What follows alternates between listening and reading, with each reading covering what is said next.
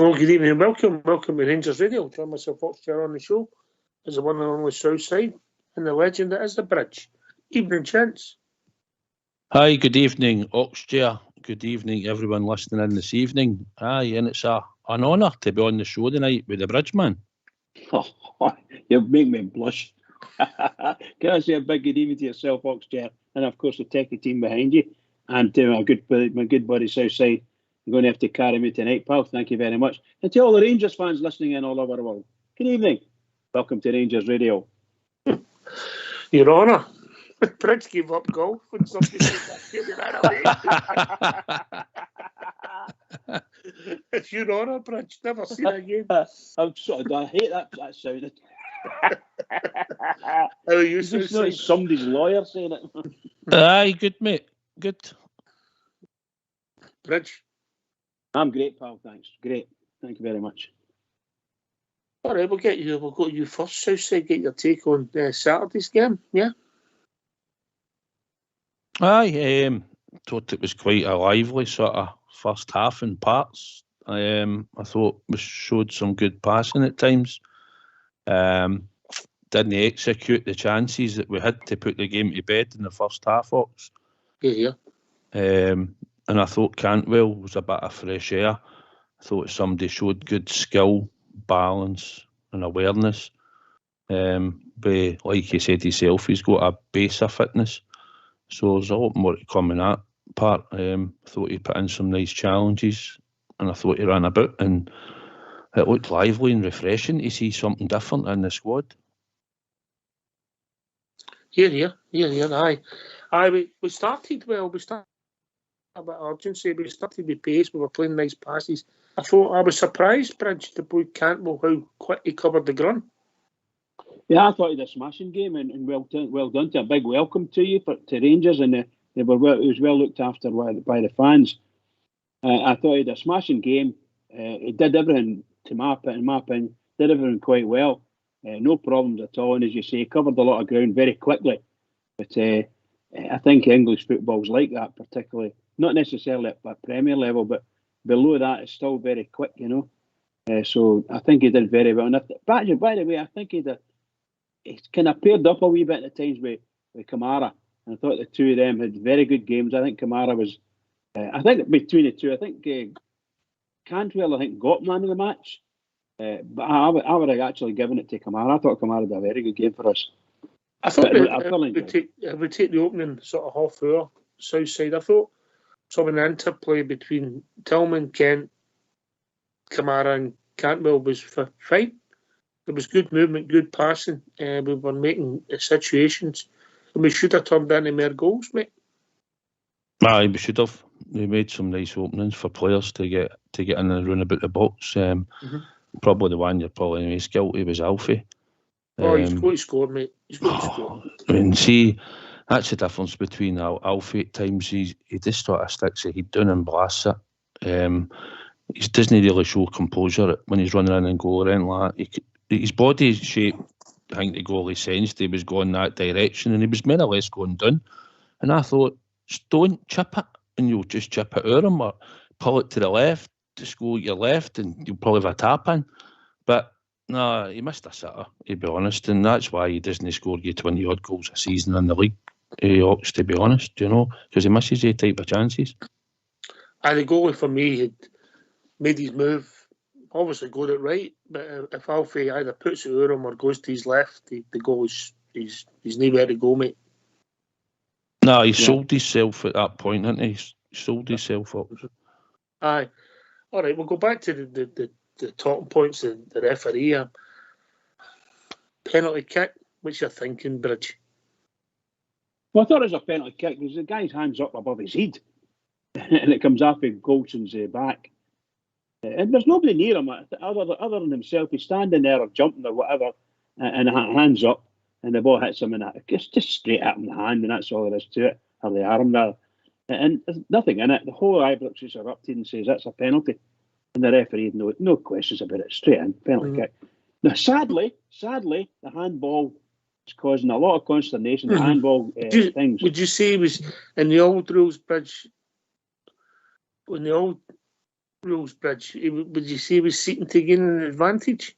No, nothing like that. I don't think there was anything in that other than the ball came up to him and hit him. So, you know, his hand was out. It wasn't in a normal position, let's put it that way. But I don't think he meant to do it, but it hit him. That's all there is to it. So I was quite happy with the referee's decision because it was for Rangers. But in reality, I don't have any complaints about anybody getting a penalty given against them in that situation, given the laws of the game. And they need to change it because it's a major blockage for a lot of folks thinking. Southside. I think if it's a penalty, the way it comes up and hits his arm, I just think when the ball came in, they were all close to each other. The boy slightly stumbled, and most people, if you sort of stumble backwards, your horns sort of tend to come up. And I just think for how close it was, and I think it hit Connor Golson in the back, and it hit his arm. Happy we got the penalty, don't get me wrong, but I just think the rule's shocking, to be honest, because it's meant to be deliberate handball on it. And what was the boy doing? It was actually a deliberate act. He stopped the ball, I suppose, when it hits Connor Golson on the back slightly, and then come up and hit him. I'm happy we got the penalty. It made us go one upwards, but I just think if you're gaining like that all day long... Take them all the time, mate. You take what you're gaining or that. But what I'll say is I'm going to ask you two gentlemen, outstanding citizens, virtuosious, honest...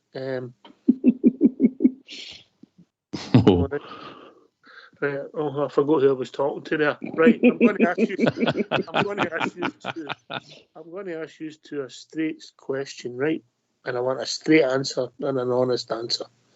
If it was Gene at the other end of the park, would you have been happy? Southside? No. Bridgeman? I would have no complaints about it, really. I'm not being funny. I wouldn't have been happy with my defenders, but seriously, it's the law. That's the laws of the game now. Is it? It's just... Is it really? Aye, it is. It's handball.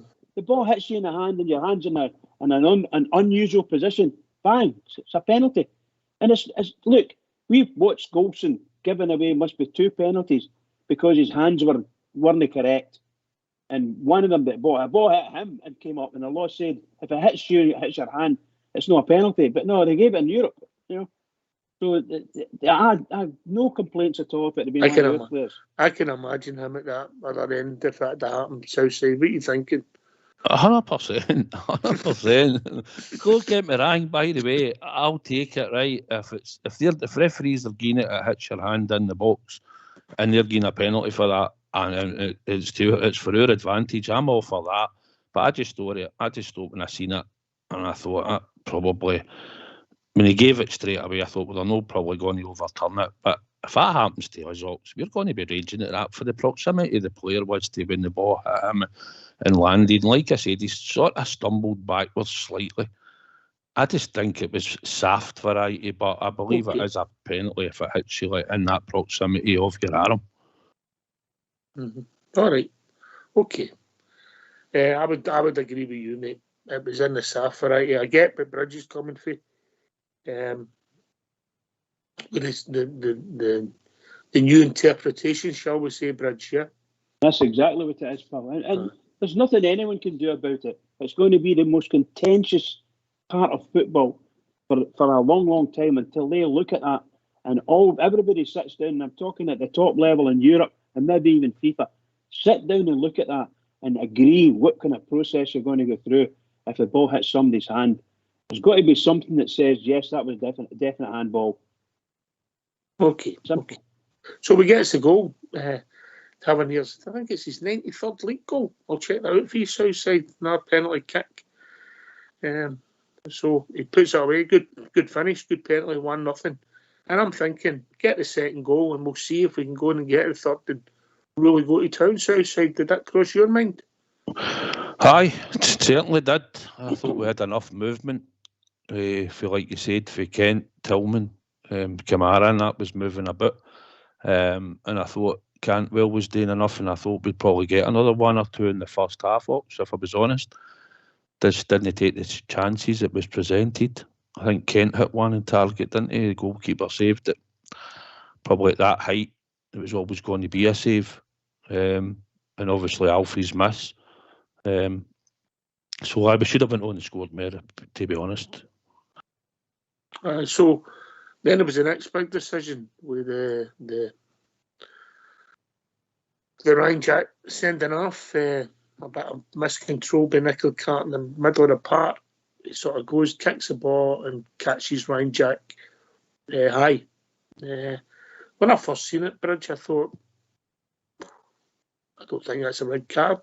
I've seen it from another angle. You see his leg gets up round about Ryan Jack's knee, so it becomes he's out of reckless and dangerous. So I understand it, but I don't know, it's when it goes for you, it's okay. If it goes against you, you're raging in some respects, yeah. I think that you'll see it, if you could see it again, that boy Clark is lying on the ground, he's got 2 feet off the ground, he's already tackled and tried to kick the ball away, and he's caught Ryan Jack with his left foot, and then his right foot catches him. That's 2-footed tackle. In anybody's language, 2-footed. Believe you me, I've been the victim of that. No, not about a boot. No, but I don't know what you thought, Southside. I thought he played the ball and he nipped it away. His momentum carries him through. He did take him high, so I understand the red card, no? Aye, see, for, where I sat, it didn't look as bad at the time. I mean, I seen Jack rolling and then he was sort of rolling about and then holding his leg and I'm thinking, well, obviously you've took a Sorian, but it didn't look that bad because, I'm looking out from behind him, and it didn't. And I have seen a couple of replays there. And I gave even waiting, because I thought, well, he's been doing, he's looked at him, the ref's sort of just milling about, and then next minute he's produced a red card. Took him a while to produce it, because I never actually thought the boy was injured. Aye, the boy was injured, it took that time. But nine times out of 10, Bridge, yourself, when a tackle goes in, it was a VAR decision. It was a VAR decision. Aye. Obviously, that's what it's been later on. But at the time, Bridge, usually if you're going to get a red, you get it quite early in the tackle. Once it's been done, one at a time. Well, one at a time. Sorry, my fault. On you go, Southside. I was just saying, normally when your tackle goes in, if you're getting a red card, usually the ref dishes it out pretty early, doesn't he? Or usually as it's a Rangers player. Aye, he's out the pocket before he's at the deck. Bridge? I just think he was lying on the deck and he lunged. That's all I can say. His 2 feet were up and he caught Ryan Jack. That was it. No doubt he caught him. No doubt he lost control. I don't think it was deliberate. I think it was a lunge for the ball, personally. But I can see why it was being as a red card, Southside, because he's out of control. The fact that they'll use that, you're out of control, only going to the ground and then you've raised your feet. But like I said, he's not that type of player, I don't think, is he, really? No, I don't think it was deliberate, mate. No, I think he just overstretched for it, and obviously his momentum and then his legs come up. His other foot's come up and all, and it's caught Ryan Jack, and that's what's obviously produced the red card for VAR when they've looked at it and seen better angles than what we seen at the time. And Fox had a good point on Saturday. He said after that moment, the game died. They get more negative. We just played slow because they'd stopped playing, we were against 10 men. And in hindsight, he was right. That was the beginning and end of the game, Southside. Aye, that was a bit frustrating because we should know how to use an extra man. We should have freed the extra man out enough and stretched him a bit. And Fox is right for what he said. The game did sort of die at that point.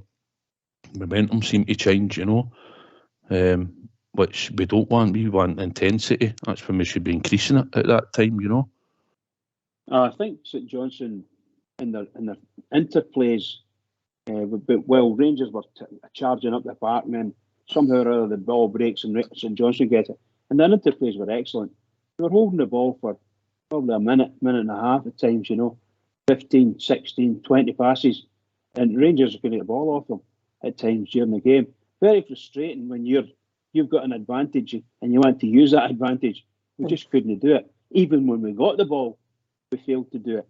Brought some saves off the goalkeeper, of course. We hit the post once, but it's just wasn't there. Just wasn't there. And that's all there is to it. Here's my take on it, and you can come back, Bridge. I'll go to Southside first.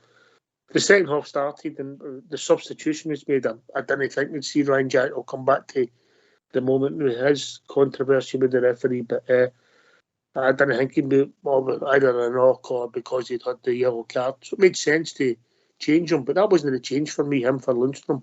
And the situation for the game, that should have been him for Cholak or him for Sakala, mate. Sakala maybe playing wide right and really stretch the game. We didn't need two sitters.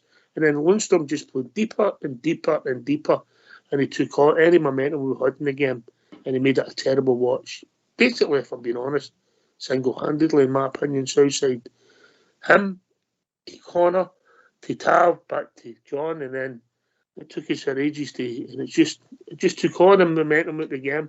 And you compare that guy, that performance to the performance against them, it's just night and day. No, you've summed it up right. That seemed to be the sort of pattern there. He does come deep and pick the ball up, and then he sort of strides and it sort of masolates across the field pass. At times, it's no forward passing. Probably Sakala was the one that you probably wanted to come on, or Cholak, just to try and give a bit more firepower up front. Or if he said put Sakala slightly to the right and probably go at them down that side, he brings energy. But it went a bit flat, and obviously we get a nice goal at it eventually.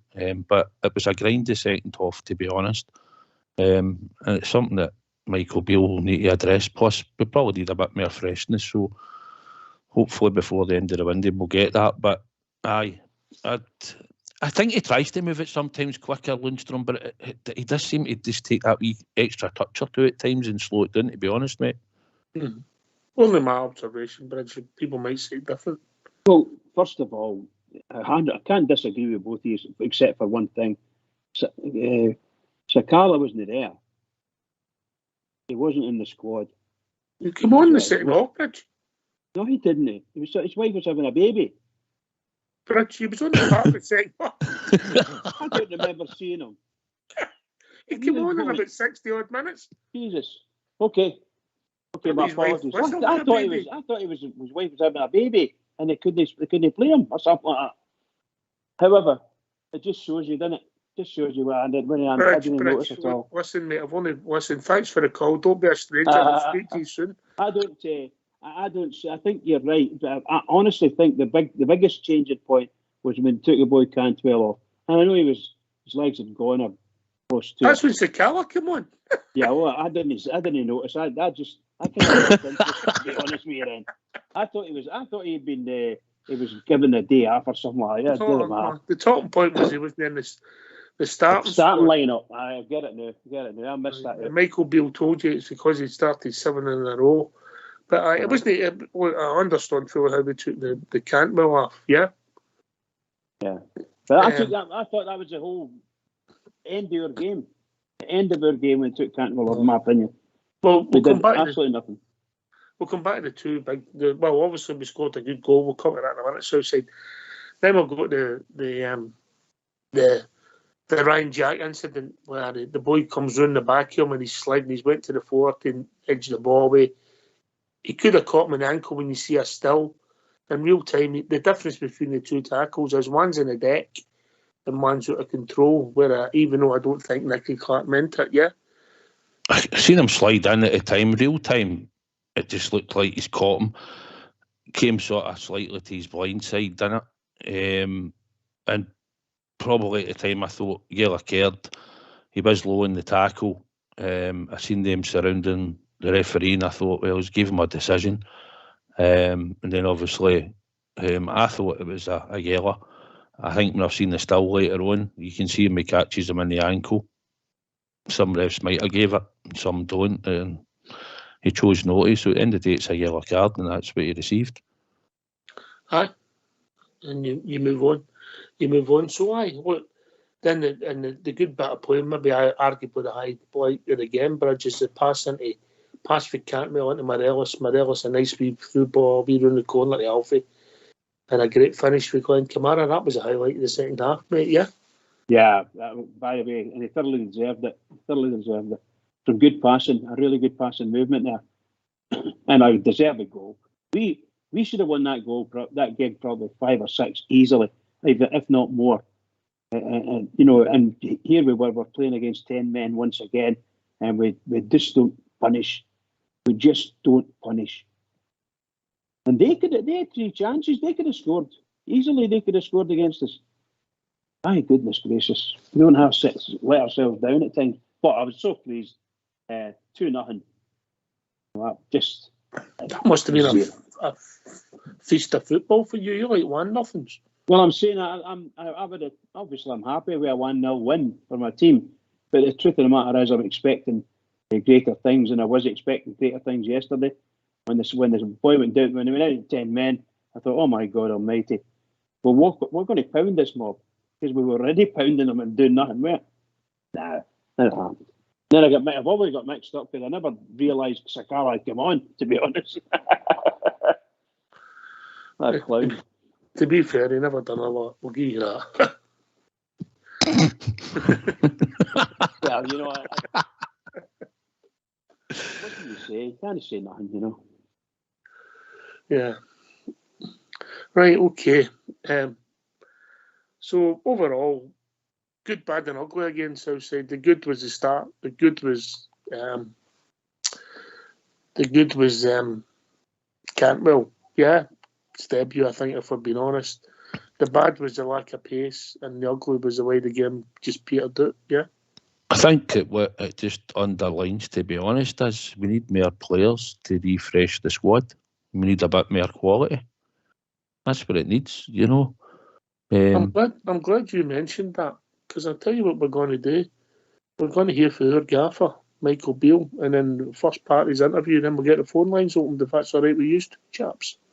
Aye, better in. Aye, go for it. Let's hear from our gaffer, Michael Beale. Tell us how close this deal is for Nicholas Raskin. No closer officially than what it was when I spoke to you on Saturday evening. As soon as we have any difference on that in the next 24 hours, we'll let you know. It's not. I've just seen there going across the bottom of the screen that it's done. That's not true. What is it about the player that you like that's allowed it to get to this stage? Listen, he's an excellent player. There's loads of interest in him. He's got a lot of options, I believe. He's someone that can connect the midfield and the forwards. I think he's technically a very, very good player. He can play as a 6 or an 8. And yeah, he'd be a good signing for someone. You said that on Saturday a midfielder was something you were looking for. What is it about that department then that you feel needs someone like that? Competition, I think. Competition. If you think who left that area of the team for Rangers was Joe Aribo, what did Joe bring to the team in terms of legs and energy? It's lazy to say that him and Tillman are similar because they're not. They're completely different. They're at different ages. I think Mallet brings something different to Joe. And I feel that type of player would help us. I want one more that would compete with maybe Jacko, John and Glenn Kamara in their sort of roles. And yeah, that's what we're looking for. If you were able to get that one over the line, would that lead to any of the current midfielders going elsewhere, loan deals or anything like that? Maybe 1 or 2 of the young ones, there's a possibility. Obviously, we've got a couple of loan players in, and we've got to make a decision whether we want to retain them longer term. And if we didn't, then maybe there'll be an opportunity for them to go back as well. So I want players that are going to be here for the long term that I think can compete right now to make us stronger, but also stronger in the long run as well. Michael, you said that Nicholas would be a good signing for someone. Are you still confident that you'll be able to get him, or is that just an indication of the competition that you're saying that there is for his signature? I think there's a lot of competition for his signature. I think he's a sought-after player in Europe. I think it's an eye-catching one because of his age and the fact that his contract's running down. He's got a lot of people that like him. He's a player that's very well thought of in the Belgian national team setup as well. So look. I can't confirm anything right now, but we're closer, but it's not guaranteed right this second. Is Morgan Whittaker at Swansea still one that you're interested in? Does that depend on the Raskin deal? Is that a separate signing? Would you like completely separate thing? He'll be staying at Swansea, I believe. Michael, the transfer system as a concept, as a whole, are you happy with it, the 2 windows, or is there a way you would like to see it done? No, I'm happy with it. I'm someone that likes to work with the players you've got. It's difficult sometimes if if you're almost in your mind making yourself a promise that 1 or 2 new ones are coming in, you can take your mind off of what's in front of you. I think I've got a lot of good players in front of me. I've tried to concentrate on them. When I get updates or I get asked about the players or the type of players I think we should bring in, I give my opinion. I'm there along the way, having the conversations with the players, doing presentations to them, speaking to their families and everything. And if it goes over the line, great. But I try to deal with the guarantees, which are the players in the building, and I've been pleased with them so far. I think the window's actually quite healthy, because then the window shuts and coaching takes place, and I'm a coach, and I think that's, you try to see who gets the most out of their players. How have you found it trying to get players to Ibrox? Fine. Whenever I meet with players, they're super keen. It's just whether the right deals can be made. We obviously talk to more players than one. So we don't have like, that's our target and we just go for him. There's always 2 or 3 players for each position that we're looking at. I'm really pleased with the level of players that are put in front of me from the recruitment department, but also I've got my own ideas of 3 or 4. We're very fortunate here that we're aligned, and probably that's something that we knew from my previous time here when I was heavily involved then with recruitment also. You said you were heavily involved then with recruitment. How different has it been for you this time round? Have you found it more stressful? Is there more in your mind trying to look at the games as well? Or do you almost enjoy it more that you've got more control perhaps? I'm absolutely fine with it. Like, me and Ross are always on the same page. Obviously, I speak a lot with the board as well, with John Park and the recruitment staff. We're all on the same page. We're a club in a country where you can't always get everybody you want, because financially Scottish clubs don't have that. I've said it before, I think the managers in this league do a great job because no one buys the ready-made. I'm one of the more fortunate managers that can go and spend, because we're not always able to do that, and that's why I think we've got managers in this country that do a really good job, because they have to have a good eye for the player that they want, often bringing them in for a low fee or no fee, and they've got to make it work. I just wanted to ask you quickly about Antonio, who was just in. How big is it for you having him as an option from the start? And also, I think it was Friday that you'd said you'd perhaps considered partnering him up front with Alfredo for this game on Wednesday. Why would you consider that for this game, and what can 2 up front offer you that the other formations don't? I think away from home, teams might go for you a little bit more, and you want to give them something to think about. I know you guys don't always see Fashion Sakala as a number 9, but he was recruited as one, and he's been moved wide, but he was a number 9 when he played in Belgium, played in the front 2. So I see that as something. Fashion missed out on the weekend. His wife just had a little baby girl. So sometimes people read too much into things. The people do have lives outside of football, and my selections that you're managing as well. So congratulations to him. Since I've come in, Antonio was a player that I really wanted to work with. The reality is he's probably taken part in about 30% of the sessions. He came back into the squad for a couple of games just in case we needed a goal in the last 10 minutes, and you think, well, he's a natural goal scorer, I'll just throw him on. That's probably done him a disservice, because he's not been able to build up his fitness in training. So the last week's been quite important. If he had to go hell for leather for 90 minutes right now, I don't think he would be able to. So I'm still pushing him to get him where I want him. And I think he's a very, very good player. He showed that early in the season when he came off a good pre-season, and obviously was scoring goals in bunches. And if we can get that Antonio in the next couple of weeks, I'll be delighted. Michael, you said there that Whittaker will stay at Swansea. What's happened there? Have you decided to pursue other targets? I think there was just one bid that went in and he got rejected, and since then there's been a lot of hot air around the situation. I think he's a boy that they like. That's why they brought him back from Plymouth. They obviously had their plan for him. I thought he was probably the strongest or most eye-catching player in League One this season. And he's gone back to Swansea, and I think Swansea are probably looking at the league table thinking he's a really valuable asset. There's no problem with that. You know, he's their boy, and I think he's a good player, and I wish him and Swansea well. So for you, have you got another target lined up for that position? No, because I think when Todd come in, and I think when Yanis comes back from injury like I did at the weekend, it's like, where would these players fit right now? And I think maybe in the summer I'll have a clearer picture. I would like to bring another number 9 in the building that's different to the ones that we've got. And my eyes are on that. I have my target on that, and that target is probably not available right now, but will be in the summer. So I don't want to give you any names on that because everybody else might start liking him. But I've got my eye on a very specific player for the summer, and I'm hoping that we'll be able to do that then. Michael, just to go back to Malik, very rare for a player so young to come in and make as big an impact as he has at Rangers. How has he been for you over the 10 games or so? Yeah, brilliant. He's a very shy young man, keeps himself to himself. He's learning about the hustle and bustle of British football, I think. You know, he's a really calm, composed young man, and that really helps him in the final third. I think he's a goal scorer from midfield. He has played as a number 9 and as a number 10 coming through at Bayern Munich. Look, I'm delighted with Malik. I'm trying to help Malik in a few areas in his game, which I think will enable him to go and play really at the high level in the future. To remind ourselves, he's 20, he's as young as some of the academy boys we've got around the team. And were there any discussions around maybe activating that clause this window, or has it always been something everyone's happy to wait till? Everyone's happy with it. He's on the same page, we're on the same page. For me, he's a player that I want to work with longer than this 6 months, so you can take from that answer what you will. Why don't you give us a call on 0141 356 1972. It's your show, it's your platform. Let's hear from you.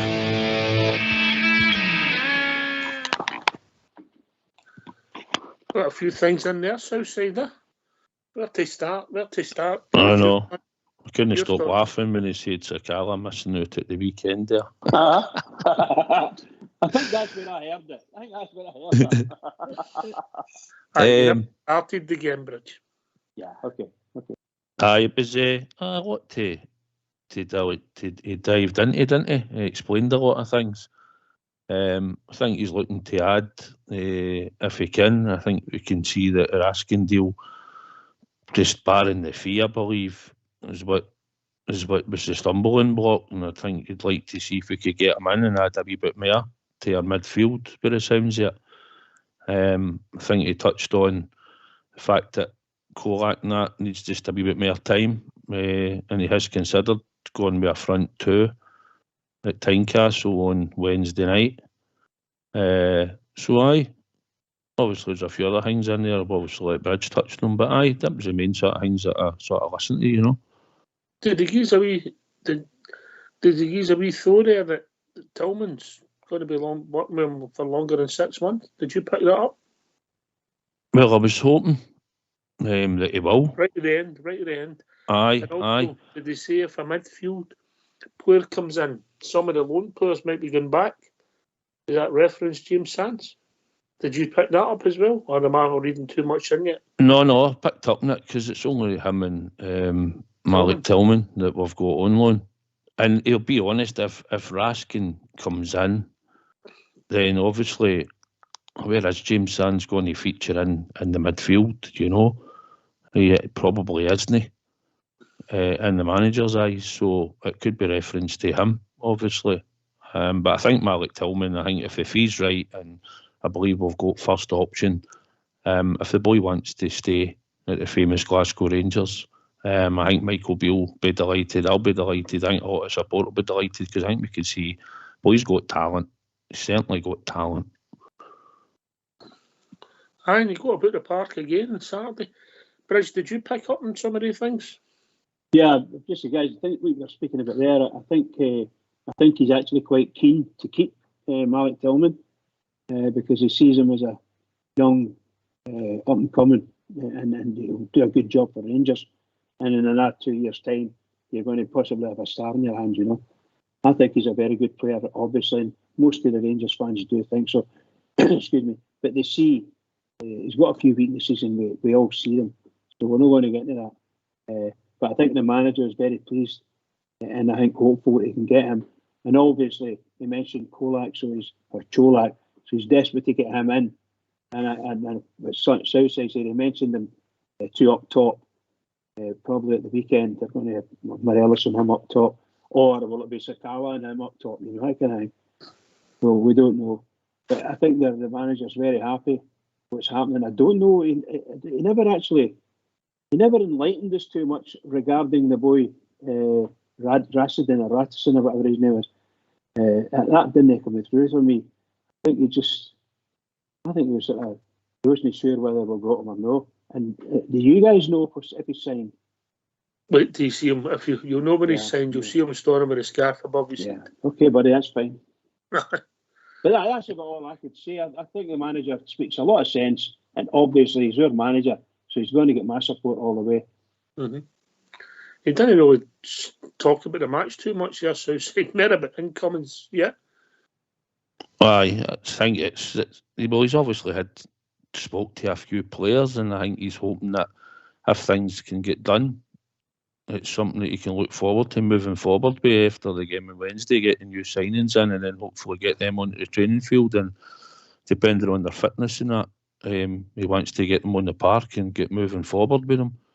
But like I think he touched on as well, if the deals don't go through, then there'll be deals done in the summer, and we'll work with the players that he's actually got to know. And if we get a bit of breathing space to work on some training, which I know the games are coming a bit thick and fast now, but I think he'd like to get a wee bit more training done. I think that week that we've seen for the performance that we've seen there, I think we could see that there's one or two he's managed to work with him on the training field during the week, with nice wee patterns of play. Mm-hmm. No. Aye, come and join us. Give us your thoughts. What the manager said, what you thought of the game on Saturday. It's 0141 356 1972. Aye. All the media attention mostly is all about the transfers at the moment, Bridge. If you were Michael Beale, where would your priority be? Based on what I've seen, I'm only looking through my eyes. He definitely needs to get his forward line sorted out, and he needs to. That boy, anybody beside that boy Cantwell that could play football, he should be happy with them. And Ryan Kent and that boy Tillman, they can all play football, so they should be included in a 3 or 4 midfield there somewhere along the line, or just behind the forward line. Just anything like that. They've got to get the use of these players. And Ryan Kent's getting kind of wasted what he's doing now, and he's taking that step too much. Too deep. Eh? He was too deep on Saturday. I'm saying that he's getting a wee bit wasted, and even when he does try, and he's taking that one step too far, and all of a sudden the ball's getting whipped away from him, and he's getting nudged off it, and things like that. He needs to play a wee bit better than that. But that's maybe because he's a wee bit too high, and he should be waiting for the ball out in the left wing or inside left or whatever. Okay. I'll ask you the same question, Southside. If you were Mr. Beale, what would your priority position be to sign a player? I think the midfielder that we're trying to get in, I think that would be a priority for me. Mm-hmm. And I think if we could do a deal, because I think we just need cover, I'd like to get another left-sided defender in. Centre back, I would go for that.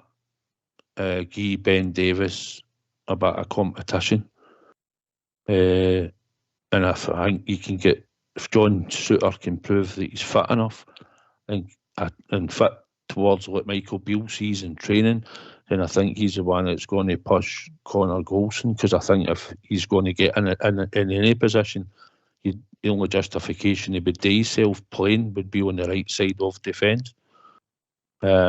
So I think that sort of pushes him in a way. So I think centre back for me on the left hand side would be a priority. All right. I see what you're saying there. We've not really got Hollander and obviously Big Bassy, who's not exactly setting the hair on fire.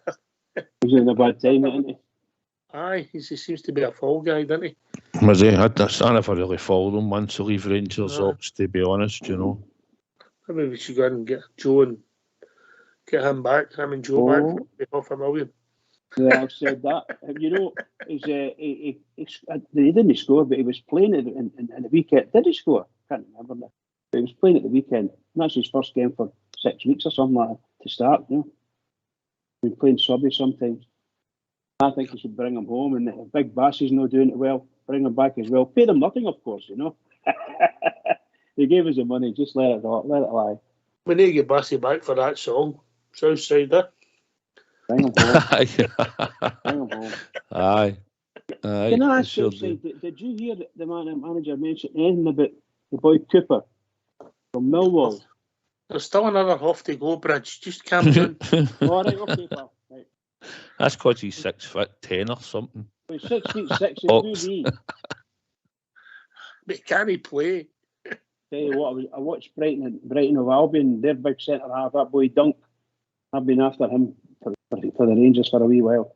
He's a smashing centre half. Not the best in the world, but a good centre half. Brighton playing some decent stuff. Good result yesterday. Anyway, right, okay, I'll tell you what we'll do. We'll hear the other half of the gaffer's interview and we'll find out who else is having kids Southside, yeah? Aye, well, better in. Let's hear from Michael Bill. Mike, we've talked about Raskin there, obviously saying there's a lot of competition for him. How pleased will you be if you get that over the line, and how much of a coup will it be for the club to get him? I think with the teams that are linked with him and the interest he's had, if he was to come here, then I think that he'd be very serious about playing for Rangers, and it will be a good asset for us to have. I think he'll have to come in and he'll have to adjust to the league. Each league's different, but at 21 he's got a bright future. He's already played probably the best part of 2 or 3 seasons as a regular for Standard Liège. He's obviously played for under 21s as well for Belgium and been in and around getting a senior call up, so he's a good player. Michael, you spoke about Tillman being a similar age to some of the academy players. Alex Lowry's obviously the name that springs to mind. With Cantwell coming in, is he still somebody that's going to stay around this window, and what can he learn from maybe Tillman? He can learn from training every day, from people like Arfield that have played in the Premier League, from Tillman, from Cantwell who's played in the Premier League, from Yanis Hadji who's a full international.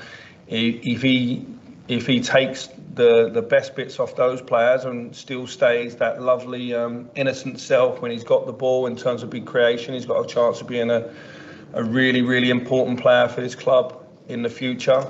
In his short term now, he's either got a fight to play or he's got to go and play somewhere else, but he's got a fight to show that he's worthy of playing here at Rangers. I like it when a young player's got interest around him, as long as it's valid. And I think Alex has got some parts of his game that I think are excellent and other parts of his game that a 19-year-old needs to work on. I don't think the Lowland League prepares players to play for Rangers at the top of the SPL, fighting for cup competitions and playing in Europe. So he's transitions with the first team every day. If he can't get on the pitch, then he needs to go and obviously play at a good level somewhere else for this next period to prove that he can play for Rangers. But the hot air can help a young player, but it can set him up to fail. Just on the Lowland League, you said it doesn't prepare the players. Obviously, we've seen Charlie McCann go out as well. Leon King's been part of the squad.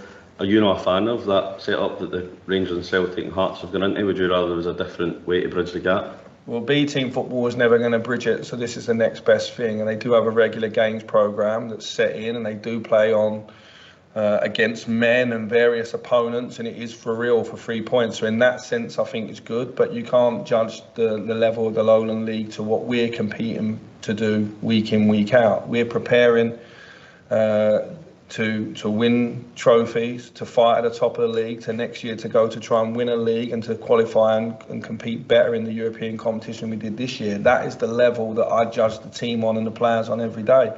So I only want people in the building I think can compete at that level. For the young players to jump from the Lowland League to our first team, that's a big jump. Their biggest games are during the week in training. When they come over today, for example, Aaron Lyle, Robbie Earr, Zach Lovelace train with us. That's the biggest challenge they'll have this week, not their games. When Antonio was in, he was talking about the fact that he said you tracked him even before he played here at Malmo. It seems like you're always keeping tabs on players across Europe. When you came in, was Todd and Raskin, the players you came in with a list saying these are the ones that I would like? In terms of Antonio, that's correct. When he was back at Rijeka, we looked at him. He was a player that was scouted. Obviously, he went off, played for PAOK and went on loan to Malmo, and then he scored 2 goals against us, so he hit us right in the face then. That would seem like we'd missed out on one when he did that. But obviously, you come back and he's in the squad, and it's nice that you can say to a player that you knew him 3 or 4 years ago and you could speak to him about some moments in his career. In terms of Todd, Todd's a player that I've always been aware of. He's a player that maybe we felt might have been not in our range at one part, and then you sit down and have a conversation and realise that he's very aligned to our project and he's looking for a project like it. I think that was a lot of good work on everybody's part. In terms of Raskin, he's a boy that we've been aware of as well since we played Standard Liège, because they had him and a boy called Bastien, who's now at Burnley. They had a Marla that looks like he might move to Spain. And obviously we had 2 excellent games with him, but he was the player when we were analysing him that really jumped out because he was 18, 19 at the time. So I'm delighted that we're being linked with him, and hopefully more than that. Michael, you mentioned that you want to bring another goalkeeper into the club. What's your plans for John McLaughlin if you were to bring another body in? Well, John and Robbie are understudies to Alan at the moment, and at certain times John or Robbie would play. Robbie, unfortunately, is injured and he's still 2 or 3 weeks away minimum, unfortunately. So he's not been in the loop in terms of being able to compete with the other two. So they've not really had a fair fight out, if you like. And I wanted to stabilise the team in terms of the back four and take a little bit of doubts away. I think we've done that, and that's why our form's been good in terms of the results. Michael, just a quick word on the game on Wednesday. What are you expecting from Hearts, and how tough a test is it to go to Tynecastle? Well, you need to listen to his words. They're the 3rd best team in the country, so I know I got a bit of stick for getting that wrong. It wasn't. I sent Robbie a message by a mutual friend straight after because I knew I'd made a mistake there. I honestly hadn't looked at the league table, and I know that sounds crazy, but I know where my team are in the league. You guys tell me every week where I am and how many points I am behind, so there's no need for me to look at a league table. So there was no disrespect in that. I think Robbie's done a fantastic job for the 2nd time at Hearts. I think playing in Europe like it's done for our Rangers squad, it kicks you on 2 or 3 notches, and the fact they had European group stage football this year would have took his players on 2 or 3 levels, and I think we're seeing that domestically now in their performances. It's the strongest Hearts squad I can remember, and I always like going to Tynecastle, a feisty game. We take good fans, their fans are up, and I'm sure they're looking forward to us going there on Wednesday, and we're looking forward to going there as well. Any players out, any players in? No, there's no injury issues from the weekend. Jacko had a nasty one on the shin that came up a little bit, and at half time I thought it was the best just to bring him off with a view to tomorrow night. So other than that, we're fine. Michael, just really quick, we'll not see until after the window's shut. So you're talking about Raskin. If you get that done, is that you finished, or are you still got other irons in the fire? You're still trying to bring anyone else in? Yeah, I don't want to go too far on that one because it's not done, but anything could happen in the next 24 hours, I would say. Michael, can I ask about, you said loan players maybe potentially going back. There's James Sands, someone who still has a role to play for you between now and the end of the season when that loan's up? Yeah, listen, all the players that are in have a part to play, but if 1 or 2 things happen in the next 24 hours, it moves the goalpost for everyone. My office is it's like a doctor's office this morning. There was 1 or 2 waiting that want to have a conversation, all positive. But obviously when new players come in, it does move the goalposts and people go home and it gets competitive. That's what I want. That's what we've not had probably for the first month of me coming in. The 2nd month that I've just finished was a lot more like it in terms of competition, and I felt at the weekend that was the strongest squad that I've been able to pick from so far.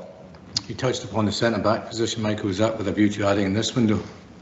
I think we need to moving forward just because there's a little bit of uncertainty around the centre-half positions, and when Connor and Ben weren't fit, we were having to play midfielders there or Leon, and Leon's had a fantastic first half of the season, but that was a lot of pressure thrown on his young shoulders as well. So I think moving forward, if I just want some certainty in that position, and if we was to get an injury, I still want certainty, because I think you build a team from the back forward, you build a team out of possession first, and it really helps if you have mainstays in the centre of your team.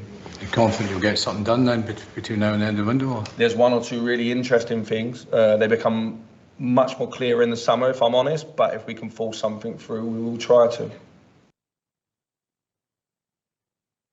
Oh, thanks for that. Yes, he's quite good. So he's fitting us in.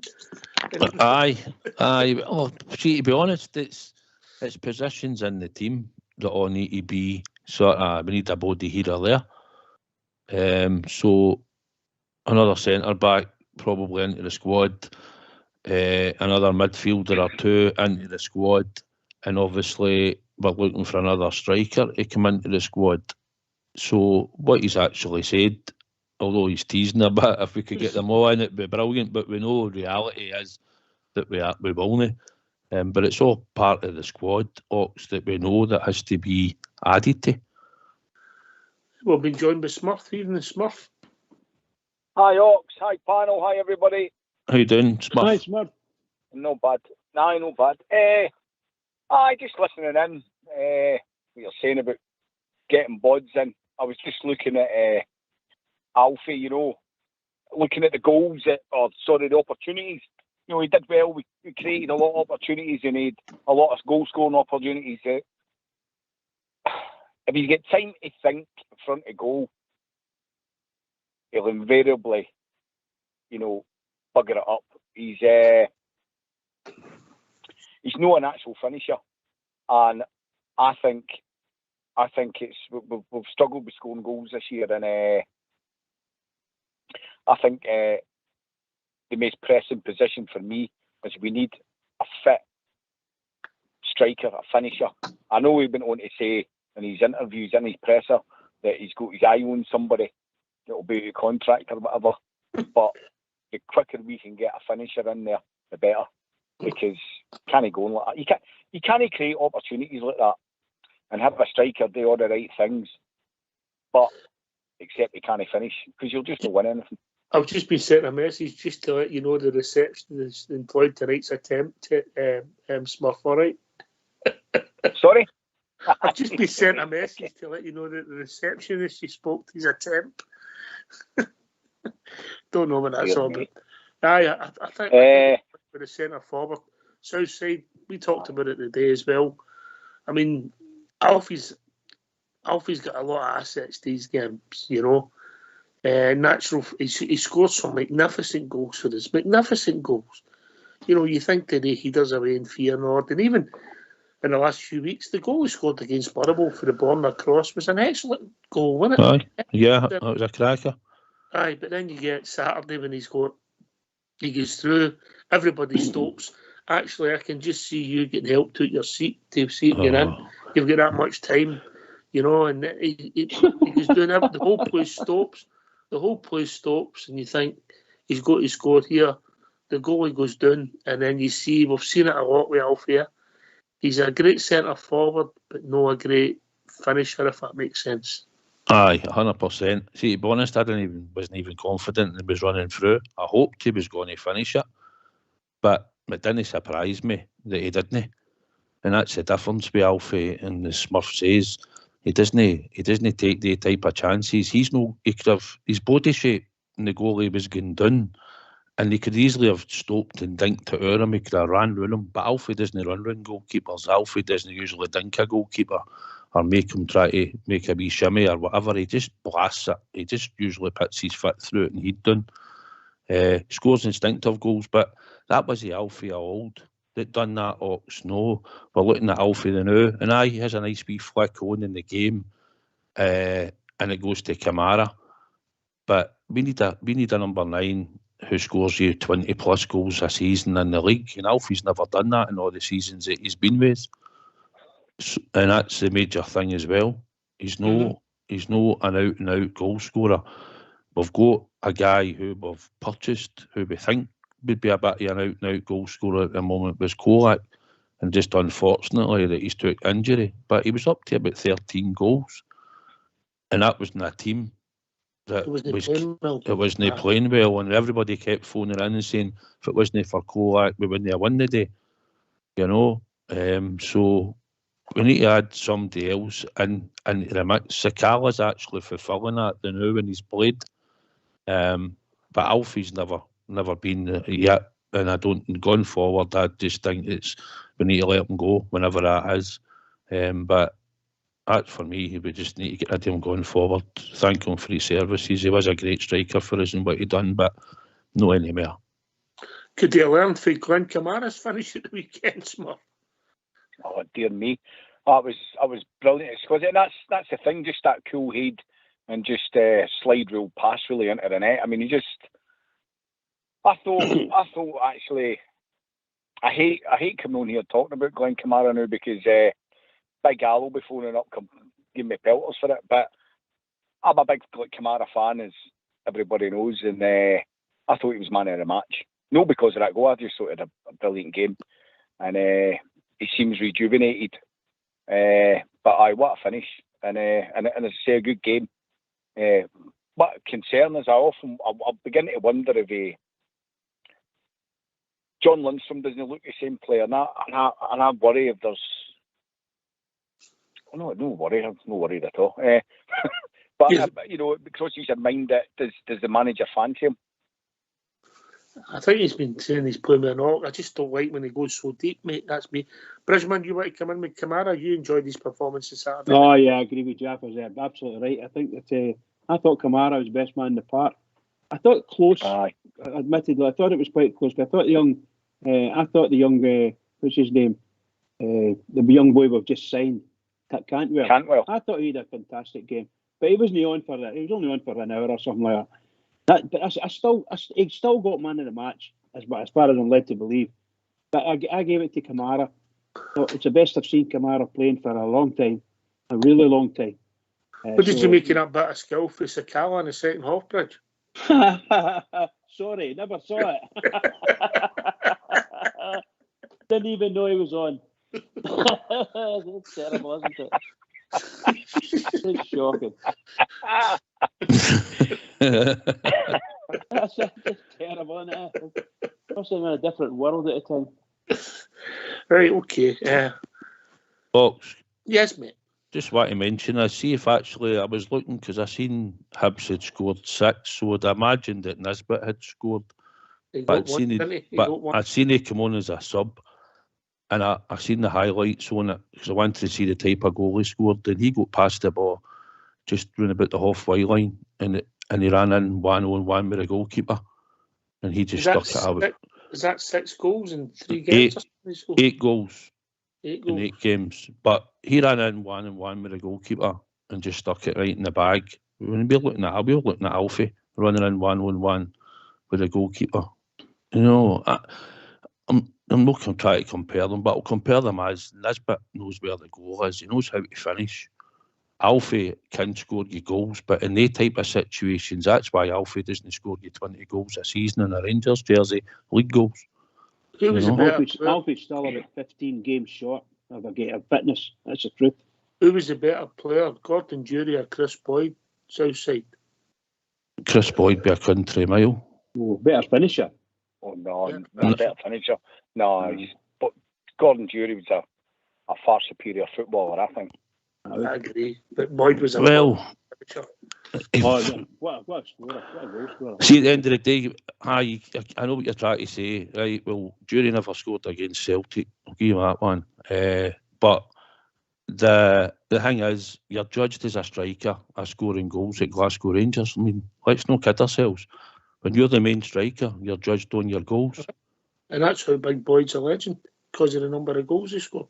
Correct. Right, get yourselves on mute, because we're going to have a tune. But if you want to join us after the tune, it's 0141 356 1972. Let's have a tune.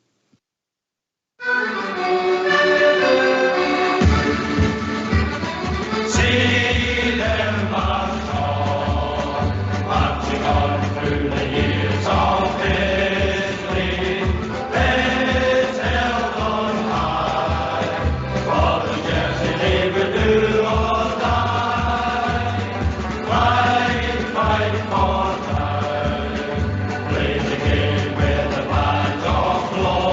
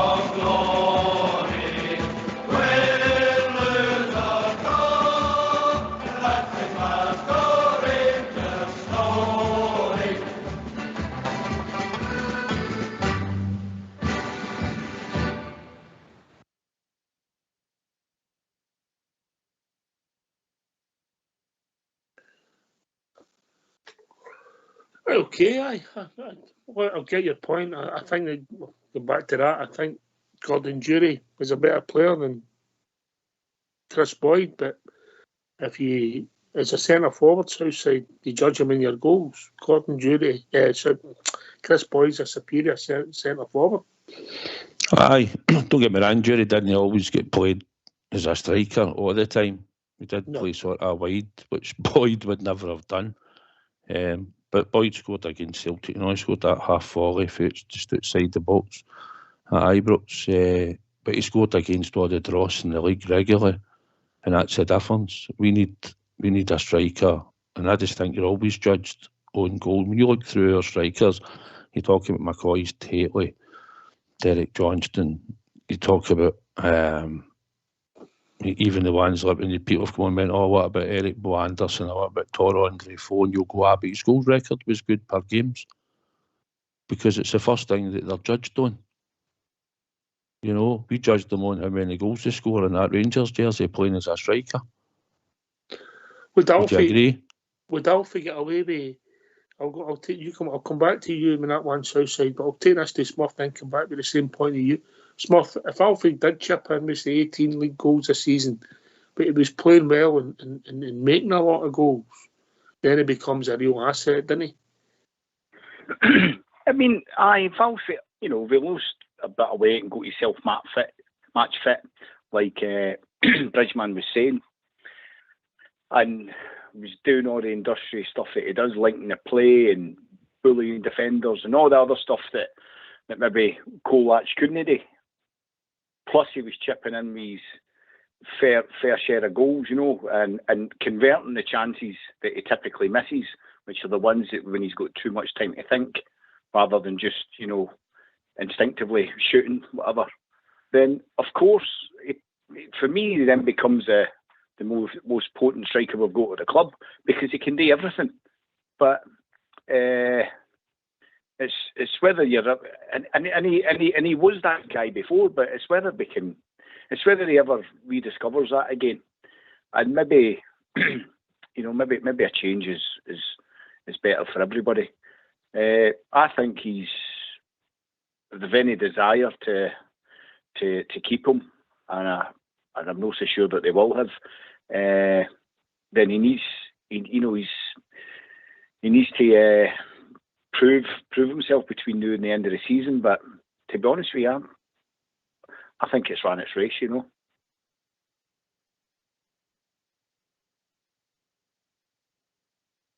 Southside. Aye, listen, I think he's talking Alfie up. He has contributed, like we said, on Saturday. We've seen the best Alfie 2 years ago. He's still out of shape, and it's time that he said he's got an eye on another striker, and it might not happen till the summer. So we want somebody that will come in and rattle in goals at Glasgow Rangers. We create plenty of chances, and the new look team that he's going to have going forward, it looks like we'll have a few players roaming about that have got an eye for goal, and you can tell us that Tillman can set you up, Cantwell should be setting you up, Kent, if he's still there in the right positions, can set you up. You've got Hadji using these players just at the moment because they're our sort of flair players, and that's what we're looking for. And if a Tom Lawrence comes back eventually, plus with new additions, are asking coming in there if we can get the deal done. We're just looking for a number 9 that will just get in the box, and hopefully when the chance comes he'll take it. And I'm hoping that Kolak will be the guy. I noticed that when he came on and he fell short on Saturday, Kolak, as soon as he passed the ball away, he gets sprinting right back up to the edge of that box. He was quick. He's not like Alfie where he's dropped the ball off and then he's taken a while to get back up to get to the edge of the 18-yard box. Big Kolak was on his bike and he was off to get back to the edge of the box to try and get on the end or something. That was a difference I noticed, Ox, that he's a lot quicker when he does come short and maybe later half, but he's certainly getting himself a lot quicker back into the area. He looked dangerous again. If you could mould the two together, you get a perfect number 9 there, Southside. He probably. The big game just needs a run of games, and probably just needs a goal in a game, and that'll maybe get him going, and that's what we're looking for. So if it's Wednesday night and he's on the park, that'll be the perfect start for us. I know that Scott Wright's not pleased that Kolach is back in the squad because he was the best turned out to Big Cholak turned out.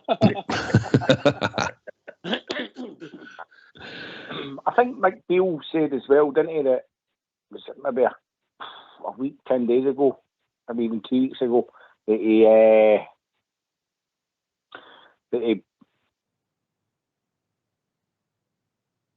No.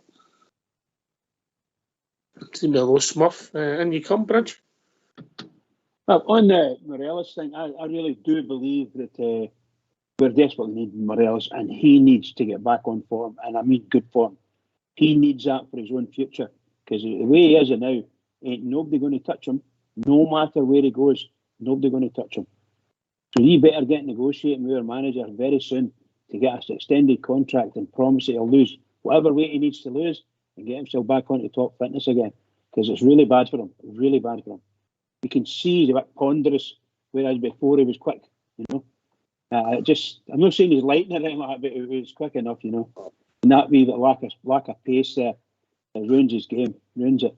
Maybe the uncertainty and the change, you know, that's all things in life, mate. Maybe it's one of the things that he's no subconsciously it's affecting him. You know, we don't think like that, and we think, oh, how could that affect you? It's a game of football, but you know, it's a job, it's a career, whatever you think, Southside, you know, off the field things seem to affect these players. Aye, it can happen, Knox. I mean, we're not privy to everything that happens to them. We just expect them to turn up when they're picked in a blue jersey and they go out there and they play well, like we expect, and we win. But obviously, maybe the injury affected him as well, because he'd been out for a good length of time, and that was probably the longest he's been out in football. But he's a good player. He is a good player. But I just think we need a freshness, and going forward, I think we need a change. And there will be changes, and I think in time he will be one that will leave the club, and I wish him all the best when he goes. But I think clubs will look at your goals record when you're looking to sign you. They know he does a job, he can hustle and bustle with defenders, but I think if you're buying an Alfredo Morelos going forward, you're looking for him to score goals. And when you go to buy him, and when you look at his goals record and you look at Scotland, and you think he's not scored 20 league goals since he's been there. It's no great, is it? You know? No, is it the trouble now? You're not buying potential in the Southside.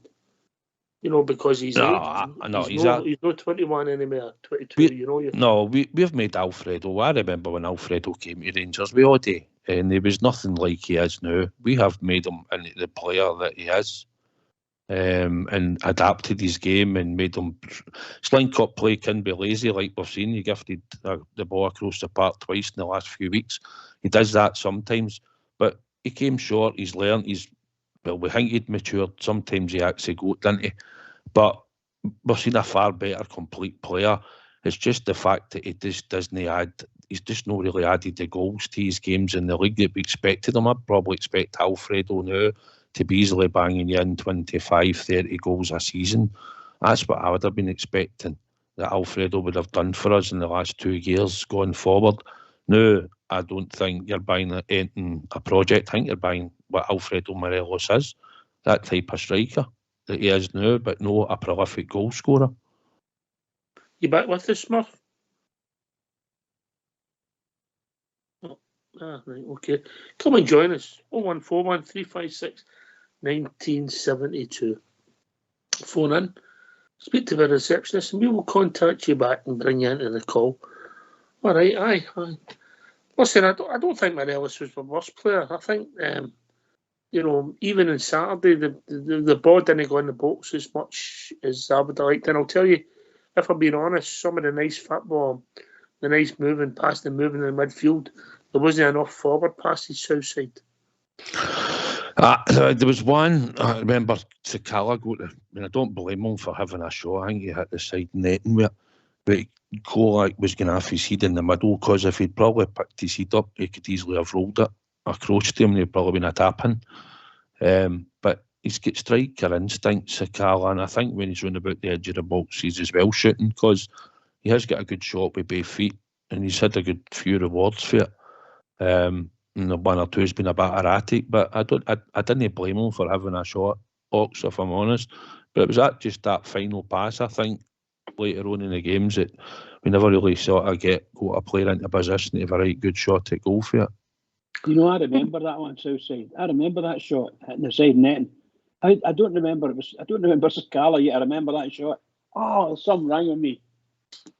Something rang with me. Who's the Prime Minister, Bridge? Oh, you know what I mean. HR. I do remember. Oh, hard luck there. That was a good move in the hard luck. I probably knew it was Sakala, but 20 backwards. Oh, I tell you what, you know, I must have just wiped him from my memory as far as that big game was concerned. Poor guy. I do apologise to you, Fashion. Apologies, pal. No, you must have heard it and planted it in your mind that he wasn't playing. Right, okay. Well, we'd like anybody that was happened to be in Edmondson House, give us a review if you went, give us a phone, let us know what you thought of it, first impressions, what you thought. Did you that's the building just across from the bistro pitch match? Aye. It's that big new building. Aye. And I know you're going down this week sometime, Southside, to maybe have a wee nosy. Aye, I thought I might take myself down this week. That's what the plan was. I just didn't fancy Saturday. I thought it'd be too busy. It'd be good to see when it's fully opened, but I'm planning to get done. But I laughed when I got the wee thing in through the post, and it was a wee model Ibrox. And then there was this wee sort of black thing. It looked like a miniature shed next to it, and I thought, all right, that must be Edmondson. Oh, brilliant! Oh, took a lot of thought. That certainly didn't. It'd have been better if they gave you an air fixed model, wouldn't it? Take yourself. I thought, you know, would have got to go there for Stevie. Right. Oh, aye, 100%. Right, okay. Todd Cantwell, we mentioned him briefly, debut. I thought he was considering he's no playing for November. Southside, I'll doff my hat to you. We see your one decision right at the weekend. He did start, and I thought he did an excellent debut. And why I thought he did an excellent debut was he didn't know the players, he didn't know the movement, he fitted in well, he moved the ball, he passed. His touch, you could see his touch was at a level maybe a wee bit above. Then his movement. The two things that impressed, well, three things that impressed me. His forward passing, when he was looking up and trying to pass the ball forward, that was his natural instinct, you could see. I was also pleased the way he covered the ground, Southside. It surprised me. And also, there was a couple of tackles where you were thinking, all right, this will be meaty. Nah, no danger. Just come away with the ball, boys, so showed that he can take the physical side.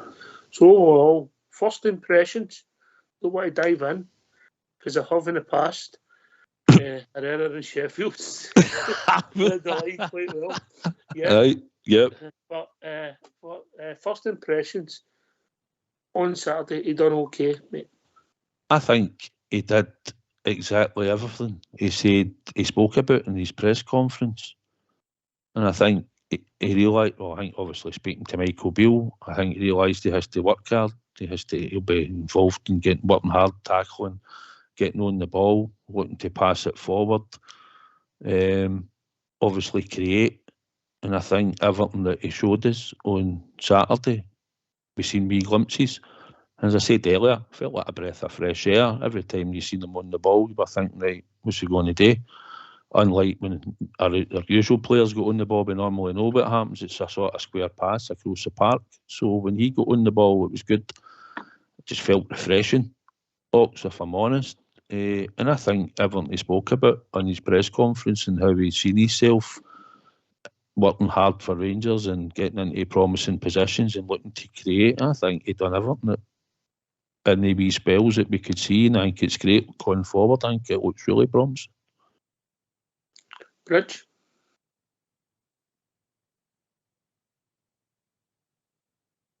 I agree with what the Southside said. I thought the boy played really well. But he's very bright at the start and did extremely good kicks, Mr. Kipling, honest to God. Thought he did well. fine passer of the ball, and a lot quicker than any other player we've got in midfield, and that's for sure. His first 10 yards are excellent, absolutely excellent. And tackling, fearless, win the ball back, really good stuff. And he was probably one of the first to win it, to get the tackles. Did an awful lot of running and supporting.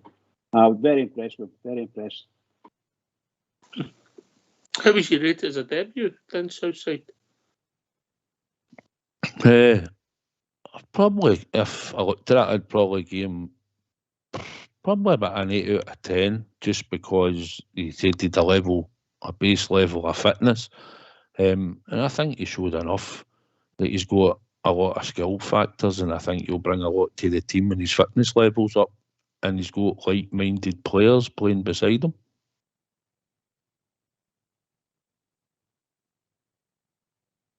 Eight, very generous. Aye, okay. Bridge?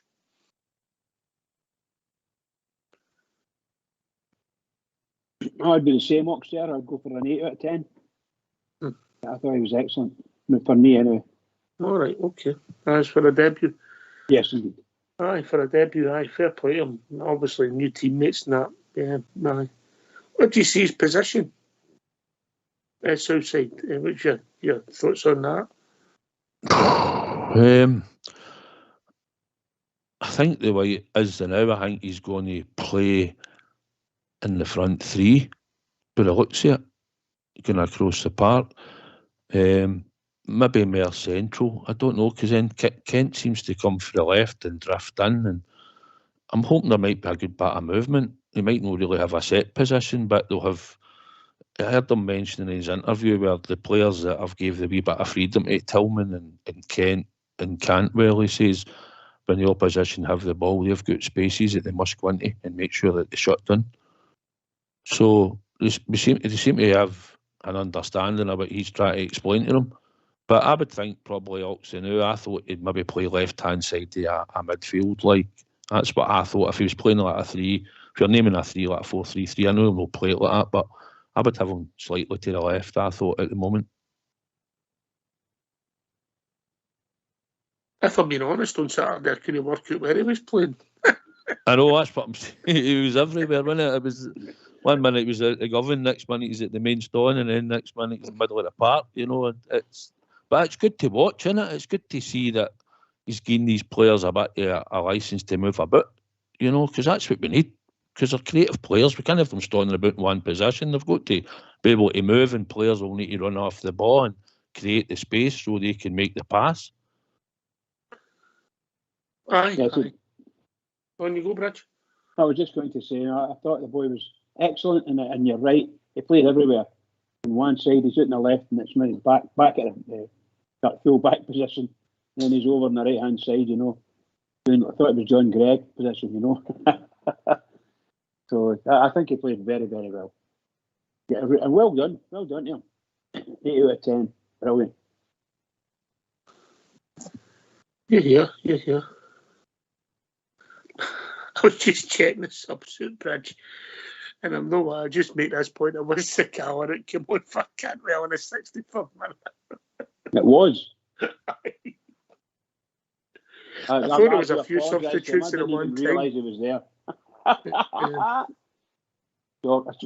Apologies to all you guys as well for causing a bit of confusion there. Dear. You still was a dummy, mate. You still was a dummy. No, I'm not dummy. We said we're looking at each other and going, we must have missed that. Aye. What's he talking about? A donut. I think we've been joined by Andy. Evening, Andy. No, he's not with us yet. No, he's not there. He'll be with us in a short second. Aye, okay. Aye, you could see the relationship building there, just quite, even though it was only the first game between, if you like, the ball players, Tillman, Kent, who else get involved a bit with him? Tillman, Kent, and Kamara, the guys that are maybe more comfortable on the ball, for being on the south side with Cantwell, yeah. Good technical football players, isn't it?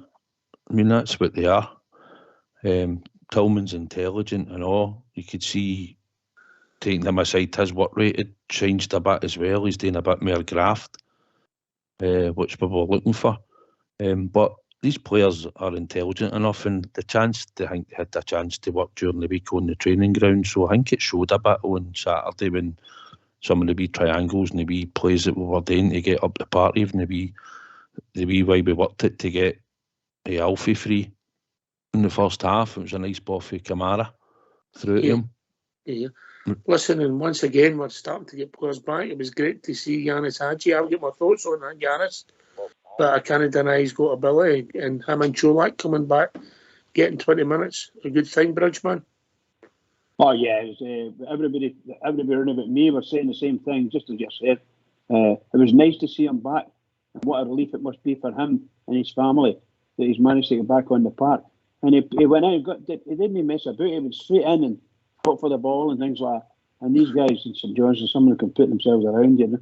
Mm-hmm. So I think he did very, very well. Were you happy to see the boy Lawrence coming on for the last 5 minutes? Oh, come on.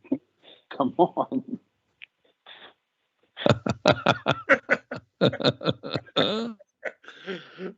Anyway, we'll be joined behind. Good evening, boys. By the way, Bridgeman, do you think Sashin will get a game on Wednesday? Possibly. Matondo. Brilliant. I'd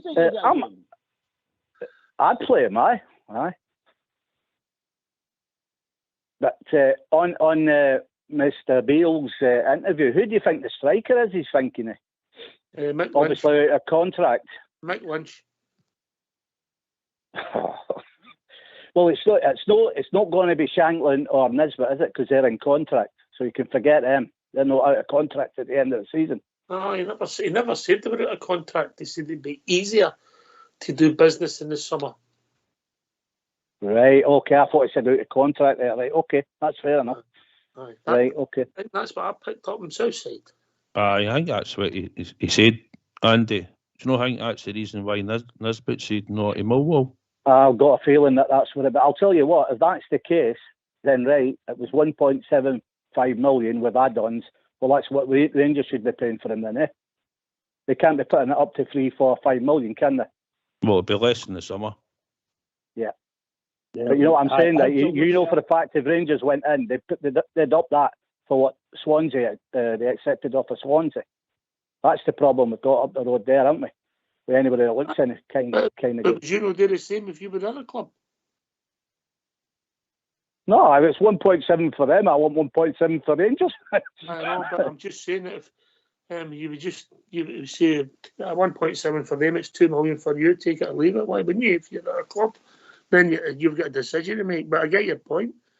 Mm-hmm. I don't know if it will be, but he would be the obvious candidate at the moment. Because let's be honest, since Southside mentioned him on the show, and he's no stop scoring. Aye.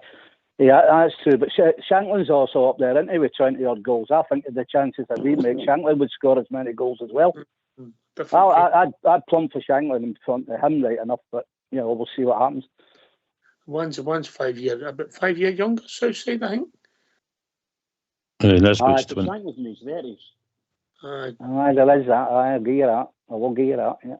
You'd probably plump for the younger one, wouldn't you? If you had a choice. Are we talking about socially up the dancing here? Or are you talking about football players? Listen, Ox, right? I've just come in for a bit of peace. I've been absolutely tortured today, right? Enough, right? I can't get a pair of yellow marigolds out of my mind. So just leave me in peace, and I'll just try and talk about football. They've killed me today. Absolutely killed me. Yeah, well, marigolds, what he does in his spare time is nothing to do with us. It's nothing to do with what I do in my spare time, Ox. It's do what you they have a wee? Do to me. Do you have a wee garden shed, Andy? No, listen. Listen, it's what they do to me, not what I do. I try to be quiet, like, and I still get back at. Bridgeman knows what it's all about. I'm actually surprised, Andy. I've seen you as more a pink man, to be honest with you. No yellow. Well, there's a picture going in there that I put in today, right? That's just no. They just went too far today. I'm sure we'll see a copy of it. Oh, pretty sure you will. They were asking for my enemy, like the picture I had. I said, no, you're not getting that. Like, I've had a P45 by 5 o'clock. So I'll just stay with that, like, but they're terrible. I'll tell you. Good lads, but they're terrible. Right. Aye, well, we'll see. Interesting. Listen, all these players, all these agents, and all these transfers, it's purely speculation, Southside. They're no sign till you see them storming to the scarf above you. We've not put another tweet out, say, or on Facebook till we know that somebody's signed, and there's been no confirmation 100% of the Raskin deal as of yet. It seems to be moving close, but you don't know who's involved. You don't know if somebody's going to come in and gazump you at the last moment. I think the boys probably made it clear that he wants to come. No, I think this is his destination. I think probably we would have possibly put him out football for maybe 6 months if they don't play him, because I think his heart's set in coming here. I think he spoke to Michael Beale. I think we've put an offer to his agent. I think he knows what the deal was going to be. I think he knows the length of the contract. And I think it was just down to us agreeing with Standard Liège a fee. I think in the summer they were looking for about €5 to €7 million for him in the summer there. So now it's got to January. And they're still probably looking for a decent sort of fee, but not as high as what it was. And rightly, it's up to them to try and hold it. I think if we can get it over the line, then I think it'll be a good bit of business. I think Michael Beale wants him in our team, and I think it'll be a great addition. And I think, should he want to move on in time to come, I think it's one that we would make money on. If he comes in and does what he seems like he's done for the last 3 years in Belgium. So, would you see him as a ball-winning midfielder? See, I'll be honest, I thought at first he was going to be the guy that would just take the ball off the defence, a bit like Lundstrom's been doing when he come on and that. I thought he'd be that type of player, but he said he could play as a number 8 as well today. But I thought, if I was honest, I thought he'd maybe play like a 4-1, 4-1 or whatever at times, and he would just be the guy that would just sit in there. But it looks like he can bomb on and get in the box, so I don't know. Hawks. Have you finished the dishes, Smurf, with your marigolds on? I don't know what happened there. Got a question for you, Ox. It's been quite an emotive subject lately in Scottish football. What did you make of the pitch at Ibrox at the weekend? Well, in the west of Scotland, a bit of light. We definitely... Well, there's never a water shortage, so to grow grass isn't very difficult. I would say. Yeah, I don't know. The difference was night and day. Wasn't it? Night and day, yeah. Aye. I thought, given this time of year, I mean, it was just... Well, to be fair... Immaculate. I thought the pitch was immaculate. The best pitch we've maybe seen this season might have been Darvel, so if I'm being honest, Southside. Aye, that part was in cracking condition. We've had problems in the past, I think. Smurf over the years, the park used to sort of cut up, and they were talking about the sunlight in the stands, the way they were built and stuff, but I think it's all done. I think we've had the park relayed and all that, and we've dug down a few times and we've had to keep relaying the surface. But it's looking good to know, and it certainly helps us when we're passing the ball, and hopefully it'll continue like that for us to the end of the season. I thought it was immense, and I thought, certain other clubs, they should be looking at themselves, No, good. It's just a surface to play football in the modern era, and I think the type of players that Beale likes, he likes proper football players. You see that with Cantwell coming in, that they're just going to thrive at home, and playing in conditions like that. I thought it was brilliant. I was proud of that. Andy, what did you make of Cantwell? Obviously, there's not many players that you do like, so what did you think of him? Here we go again. I thought he did well. Got around the park, covered it well, got stuck in, tried to tackle. He's got a bit of flair about him. I think the fact that he's not played for a lot of weeks gave a lot more to the team and what certain guys have done all season for like. So I think, it comes well. I think he had a good reaction. He said he was blown away with it after the game and all that. He seemed happy. If he's happy, I think you'll get a game out of him if this guy comes in midfield. I was like, what I've been reading is that he's got a bit of everything. He can tackle, he can create, and score an odd goal. So is that kind of midfield that goes along with him? I still think, I know it's late now, and I don't think we're going to get it, but I really do think we should get a striker in there before the window shuts tomorrow night. That kind of worries me. I think we're very light up front, and that's, as you said there at the weekend, that's why we're struggling, because we're not putting the ball in the ring enough. So just a stopgap striker, or something that just can just hit the back. Let's face it, these chances that we are making, an half-decent striker would be taking the majority of these goals. The balls that are going across, they're not even getting into position just to go and tap it in. So I can't understand that. There's something not right there. Can they not read the game properly, or do they not read are they not working on it properly on training? Is that I'll put a ball in here. Is that another two of players you don't like, Cholak and Morelos? Aye, hang on. I never said I didn't like anybody, so I'm not biting, right? I've told you, I like everybody that plays in blue. Anyway, I like the shirts there. We'll go from one wacko to another wacko. We've been joined by old Davy. How are we doing, Davy? Good evening, folks. Oh, I've already shared with me, folks. Hi. Good evening, girls. Yes, great show so far. Yes, great show. A point I would like to bring up was on what Bill was talking about when he was getting interviewed. And I've been harping on about it, so has a lot of other people, that you start for the back and work your way out. We seem to be trying to work for the middle to the forward. And nobody will tell me that we're still vulnerable at the back there, guys. So, I don't know what Boner's on at times. I think he's on sleeping pills. But they need to tighten up the back, and it starts with a goalkeeper. I think he intimated there will be a goalie coming in, but just one thing at a time. I don't think it's priority, but I think they'll be working and looking in options south side, yeah? Aye. I don't think we really need to worry too much about the defence, Davey. I think it's looking a wee bit more solid in certain games than it has in the past. What was it you said during the week about Cantwell, by the way, just while you're on? You had what chance of playing? I never said nothing. You said he had no chance of playing you. Anyway, just to remember you that. Well. I know he did. I mean, no discussing football predictions. No, what I did of course say, Southside, what I did say was, I didn't think he would start. I know you did. There's only three wise men, myself, Fox, who is a wise man, and Albert. They were the only three. Commonly known as Mo, Larry and Curly, if I'm being honest.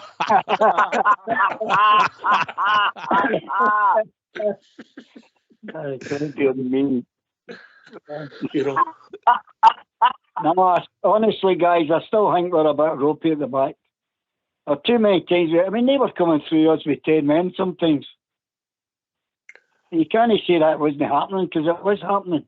Well, we've seen it when right before half time. But in a game of football, teams will get the odd chance, Well, I think Southside's point earlier on the night, Bridgeman, that we do need a left-sided central defender, because obviously we're going to part with Highlander, so we've only really got Suter now, who's left, and young Leon, who's developing.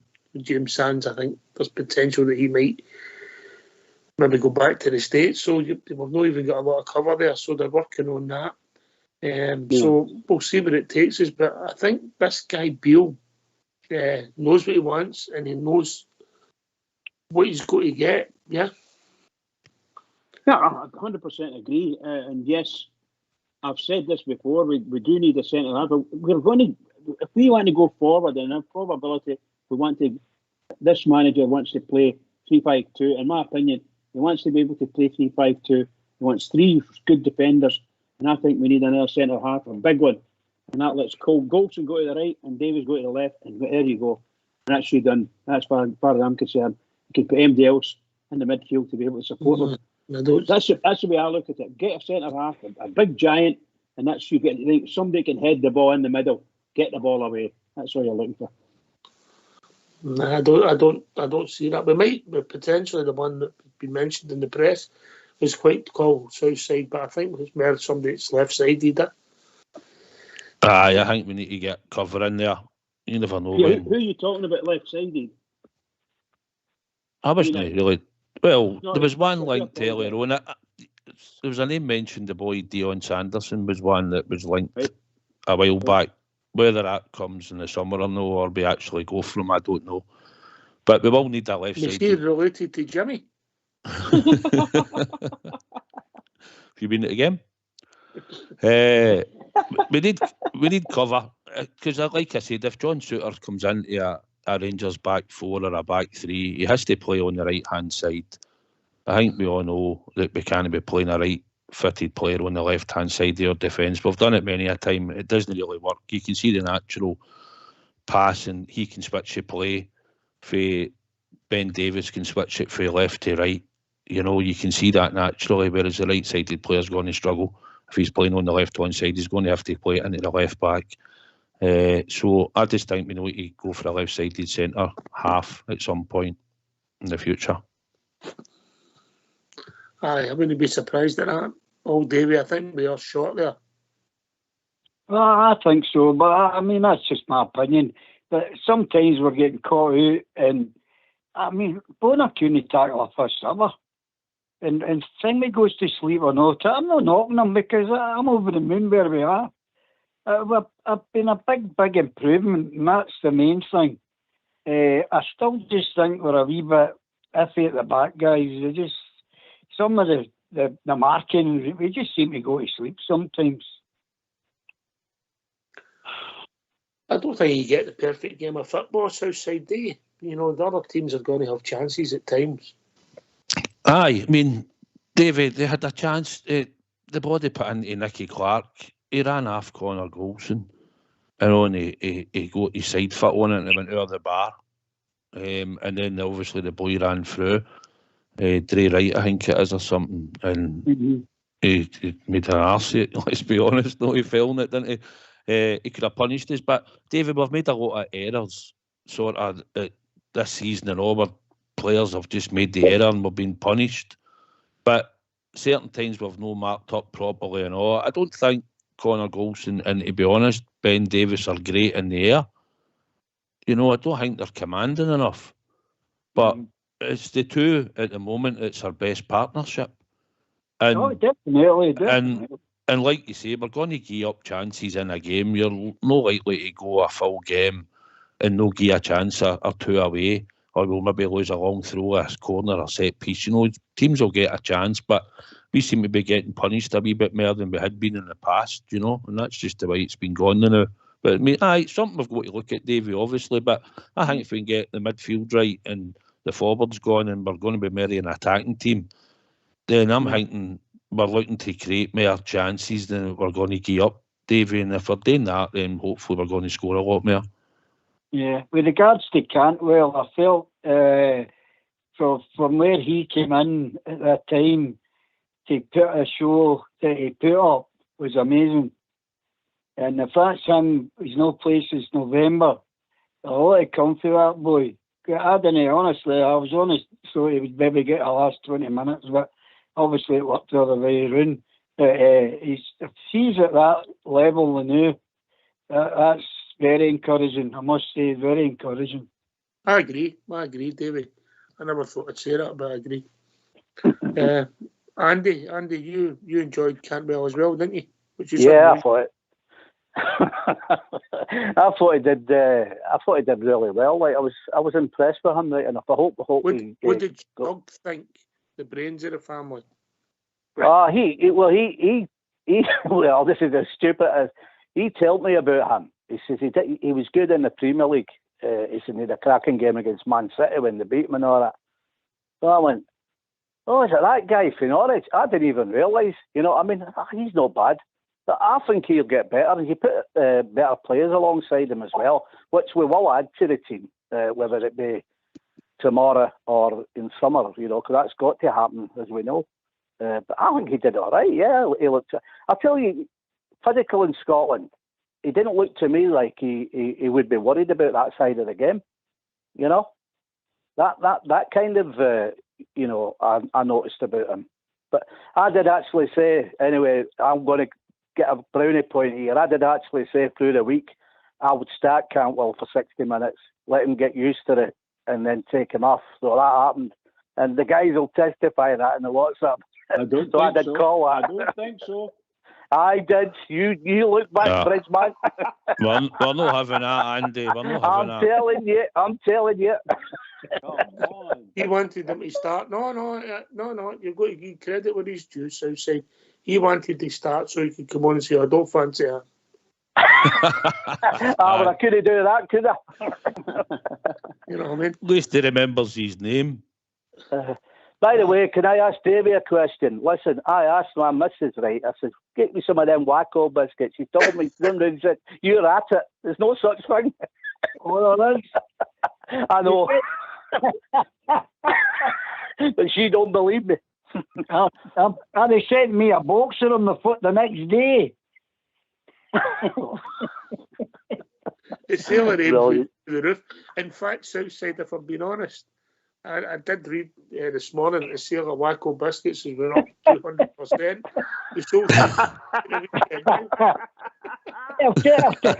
I'll tell you a better one than that. I was going for my paper in the morning, the next day this guy said, hey, Wacko. And I went, my next door neighbour. I said, wait, I get a bandits.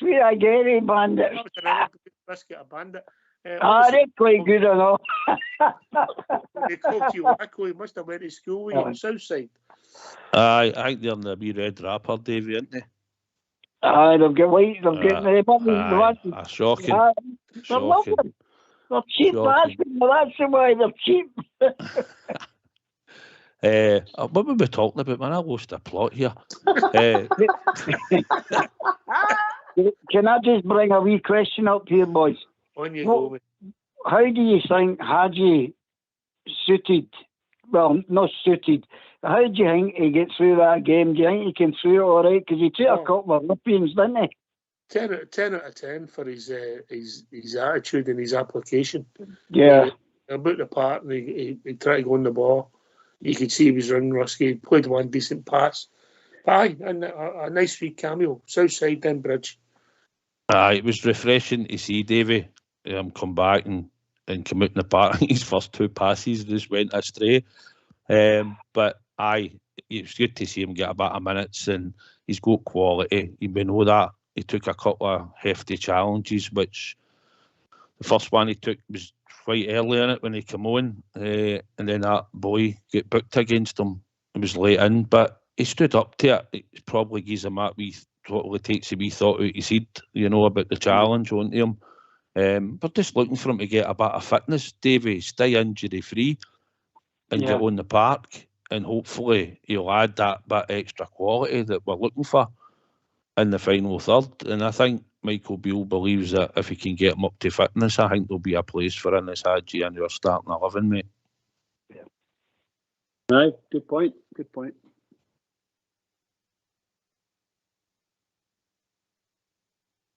Do you think, Davey? What did you think, Davey? Yeah, I was. And the time he was on, I thought he was superb. Because every time he got the ball, I'm just going to. He gets clobbered here, and that's what worries me about Wednesday. Because I don't know the name of the wee guy that plays midfield for Hearts. He gets sent up against us, and he's just a clugging merchant. Hadji's no starting again on Wednesday. He might not even get close to him. That's the type of guy I would be worried that if he got in, I'd put him at any time. I'll cut across you, Davey. We'll be joined by caller. Evening, caller. Right, boys, how's it going? All right, what's your name, mate? Snedders. Snedders, all right, mate. All right. Floor's yours, mate. Floor's yours. It's just, obviously, we're talking about, like, defenders, and we've got Helander and shooters and stuff like that, and obviously they came in the summer. Do you not think it was a bit short-sighted for Van Bronckhorst to let Katic and Simpson go?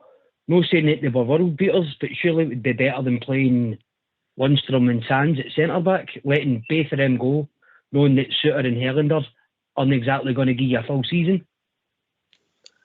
Oh, in hindsight, you might have a point, but Simpson, I watched him for Cardiff there against Leeds United. Southside. Hindsight, mate, innit? Katic I always liked. I thought he was commanding in the air. I think I'd put down the now that he's better than Goulson and he's better than Davis in the air. I think he was commanding in the box and I think he was a threat in the opposition box, but his passing was a bit erratic, and I think at that time we wanted to pass out for the back, and I think that's why Katic didn't have a future at the time. I think Jack Simpson gave him a 4-year deal. I think Gerrard pushed for it to get him in at the time, and for whatever happened to the boy, he just didn't manage to get in the team. Helander at that time started to play, if you remember, when he was injury free. So he wasn't getting a chance, and then when he did come in, contributed one. I think he got a goal nicked off him. I think he had a header. He was nearly scoring one game, but didn't really see a lot of him. In hindsight, I don't know if he'd had a chance going forward, based, to be honest. But I thought Katic out the two, he might have had a wee chance of staying a bit longer than he did, because I thought he offered us a bit more in defence. I think he needed it in the Scottish game. I think it's just like, obviously, sorry. On you go, Sneders. On you go, mate. Oh, because it's just obviously, we know if John Suter wasn't injury prone, he probably wouldn't be playing in Scotland. He'd have left a long time ago. Helander has never played, but he's only played something like 30, 40 matches in nearly 3 years. So to bring him in and then keep him, then let a guy go who can, well, in Scotland you're going to need to header the ball away a lot. Just let him go, like, cheerio, mate. Is that not a bit silly? I don't disagree with you. And when you look at it now, what happened, but I think they were hoping that Helander would be coming back and for injury, possibly this season, and then you did Helander, Davis, Goulson, and Suter, and then obviously Katic was and Simpson would have been. I know, even Gerrard said that, like, with Helander, you need to manage his game time. So even he knew that Helander at some point would break down. I think that was so. Like, how Gio couldn't see that coming was Gio, he hardly played for Gio, mate. I know. Well, that's it, because he kept on getting injured. So we kept him and go Simpson. We never kept him, mate. He was in contract. We'll get stuck with him, mate. Yeah, there's a difference, isn't there? Aye, no, but you know what I mean? Like, if you go like that, right, well, he's a bit dodgy. Or maybe Katic, who can play centre-back, and if we need to, we'll call him in rather than firing Leon King in to play games that he really shouldn't have been playing, let's face it.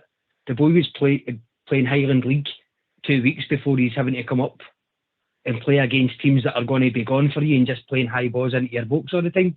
I know it's make or break at Rangers, but it's still a bit much to play him on a consistent level with a midfielder that's not even good at midfield, never mind defence, next to him.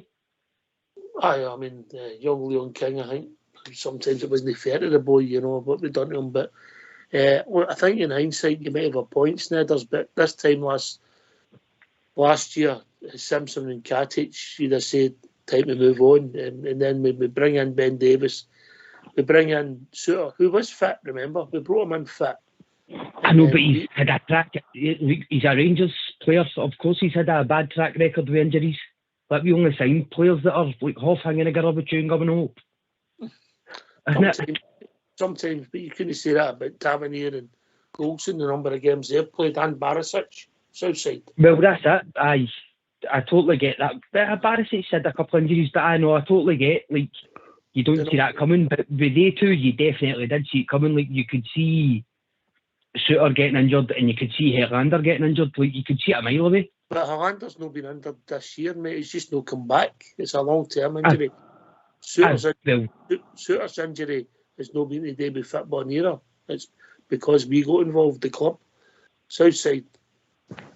I think a good thing is now John Suter's probably back now ready to try and get back into the team and get some fitness about him. We made other purchases. Ryan Kent was hard liver injured, Aribo was hard liver injured. It's just been Helander took that injury and it's took a long time to come back, and then obviously Katic took an injury and and he was out injured. Things that happen in football, and it just so happened that we seem to get it in the central of defence, But no, going forward, I think we've got to look to try and get Tom Cantwell's come in, mate. I think he looks positive. I think if we can get the Raskin deal over the line, I think it's another positive. And I think hopefully then we're looking to get Hadji some game time, probably another month away, like Michael Beale says. And then hopefully we'll start to see him on a regular basis. And the other one that we'll be hoping that can come back and start playing at some point will be Tom Lawrence. What about Ridvan? And obviously Ridvan, they said another 3 weeks away. So that looks positive as well, mate, to come into the team. Guy Borner as well. I totally get that. Some players are really impressed. I think we're looking to play fast-flowing football, and I think that's hopefully going forward. That's what we'll see. I like Beale coming in. He really did have the best on to deal with because everybody just got injured.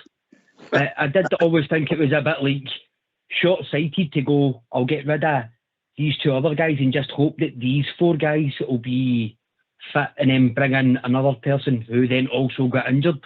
When you've got somebody that's on a long-term injury, maybe I've kept one of the other 2 boys kicking about just until, all right, well, he's fully fit again. You're going to need to move on, which is, we're going to... Herlander's probably not going to kick a ball for Rangers again, is he?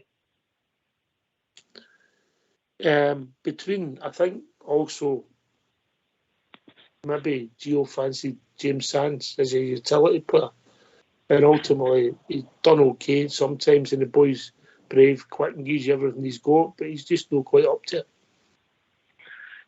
Well, that's it. It's coming from America when that's not your main sport. Obviously, sometimes it works for you, sometimes it doesn't. I mean, we've had some Americans come here who have been brilliant, like Reina, and not so much Edu, who's more a cult hero, but Reina went to Germany to learn how to play football first, wasn't it?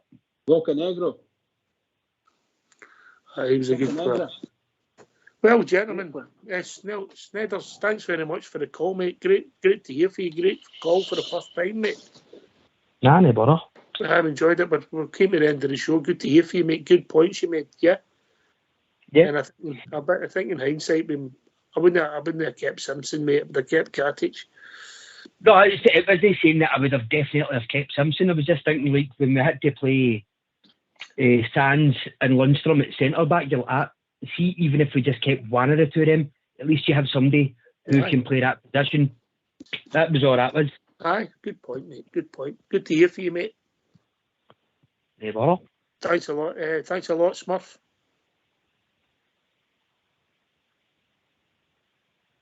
Oh, might have gone again. Oh, Davey, the wacko kid.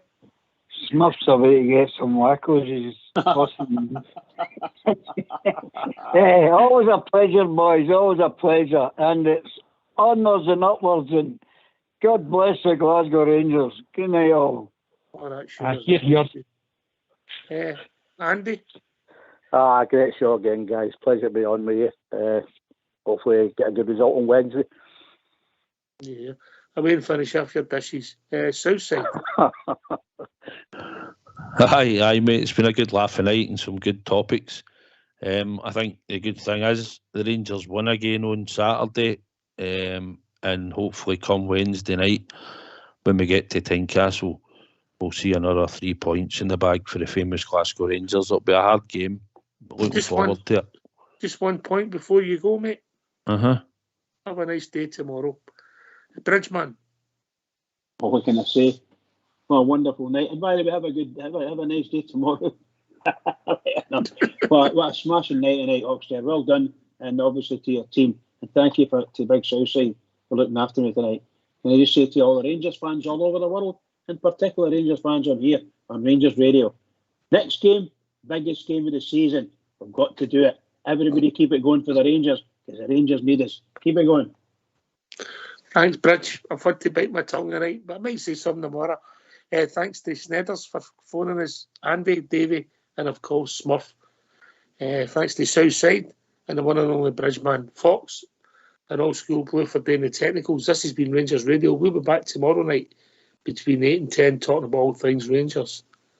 And you never know, there could be some news tomorrow. Take it away, Old School Blue.